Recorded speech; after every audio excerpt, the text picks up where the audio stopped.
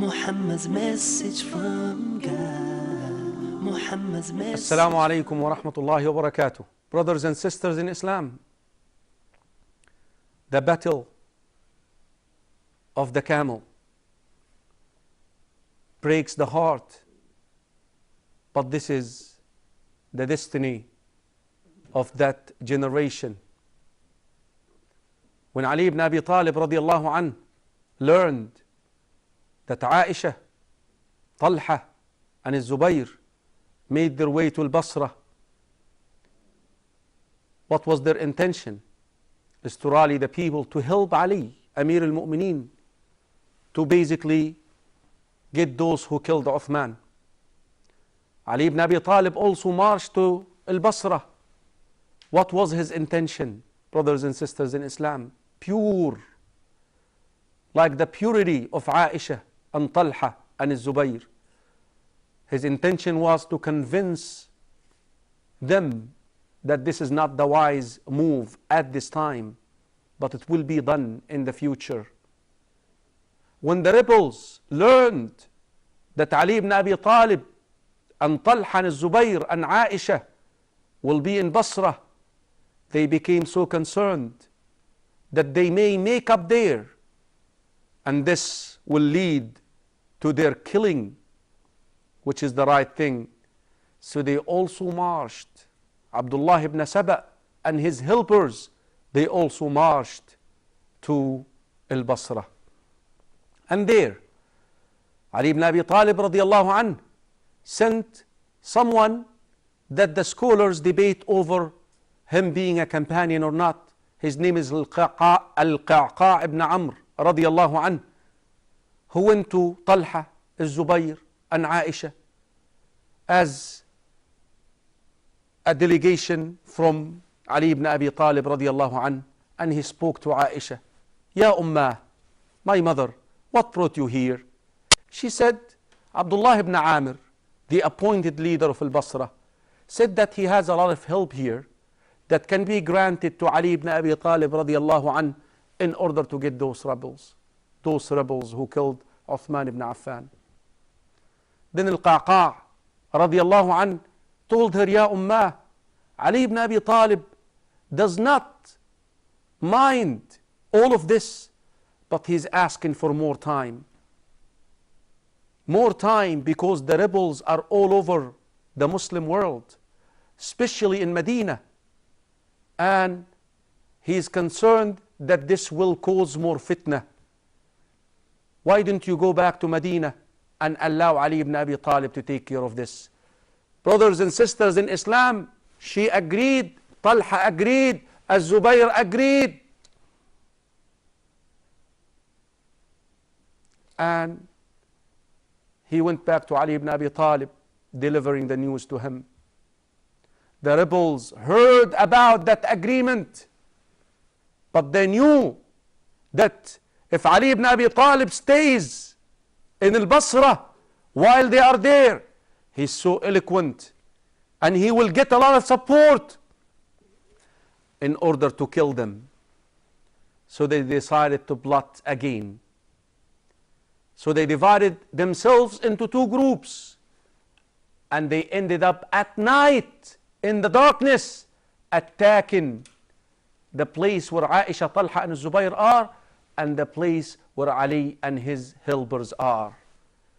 Each one of those, Talha, Zubayr, Aisha and their helpers, Ali and their helpers, may Allah subhanahu wa ta'ala be pleased with all of them, thought that the attack came from the other party. So the battle of the camel erupted. So many companions died in this battle. The camel of Aisha radiallahu anha was killed too, and she was about to die. They kept killing one another, brothers and sisters in Islam. Fitna. Fitna has no eyes, has no ears. So many of them died until the break of dawn. Then Ali ibn Abi Talib radiallahu anh side was victorious. Then he went to Aisha, talking to her, Yaghfirullahu laki ya ummah. May Allah forgive you, my mother, Aisha. And then he given her provision, and he sent with her some people to guard her all the way to Medina. This is the battle of the camel, brothers and sisters in Islam, ended with the army of Ali victorious. Then Ali demanded from Muawiyah to give him the pledge, and Muawiyah refused. Then the battle of Siffin was there, and it ended also with the army of Muawiyah raising the Quran on the tip of the swords, asking for arbitration, and the arbitration led to Ali ibn Abi Talib radiallahu anhu giving up the Imarah for a while, and that led to the emergence of a group from his own army called Al Khawarij, and they were the people who killed Ali ibn Abi Talib radiallahu anhu, Al Khawarij. Some people who had a problem with the decision of Ali not to harm Aisha, and they had a problem with him giving up the leadership. But Ali ibn Abi Talib, with his courageousness, he given up with his bravery, he given up the leadership to spare the blood of the Muslims. Brothers and sisters in Islam, that group ended up killing Amir al-Mu'mineen, Ali ibn Abi Talib radiallahu anhu. When he used to wake up before Fajr to walk around the houses of the Muslims, calling them, reminding them that this is Fajr time, a man whose name is Abdul Rahman ibn Maljam stabbed him and killed him. With this, brothers and sisters in Islam, Ali ibn Abi Talib died. Then his son, Al-Hasan, radiyallahu anhu, took the leadership of the Muslims, and he received the pledge from the rest of the Muslims, and he did something that needed to be done, and he took that move. Again, he is the grandson of the Prophet sallallahu alaihi wasallam, and he let go.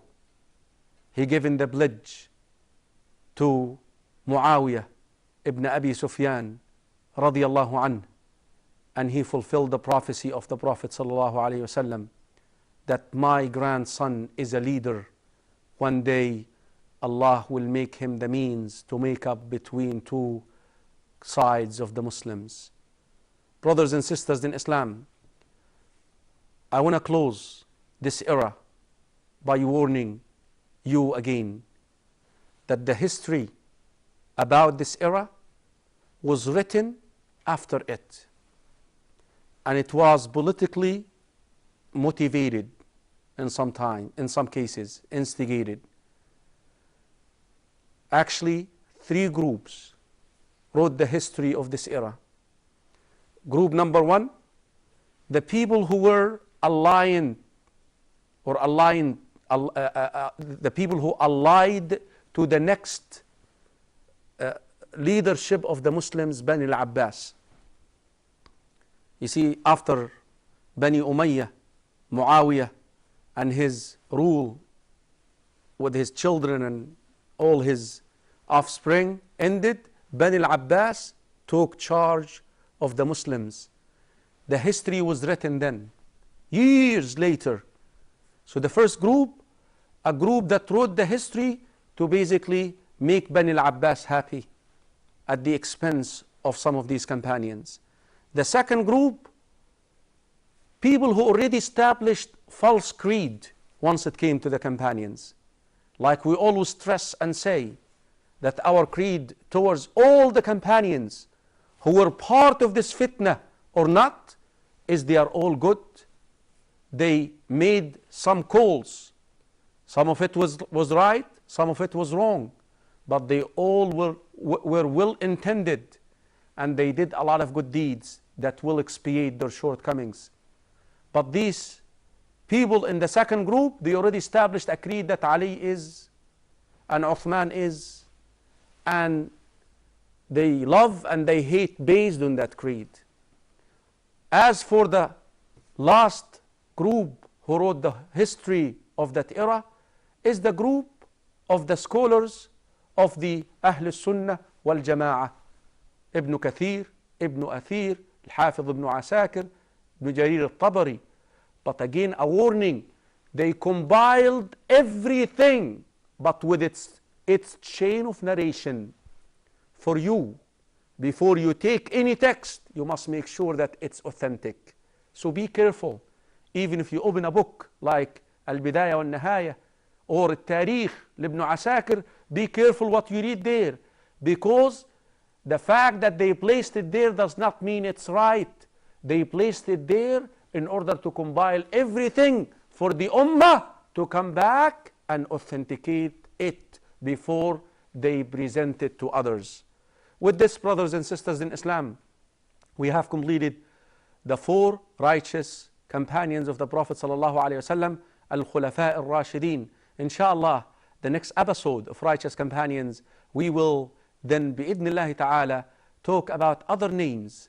And we're going to try to pick and choose names that you may not be familiar with, or with their story at least. Till then, Assalamu alaikum wa rahmatullahi wa barakatuh. Been spreading the word to the people who needed to hear.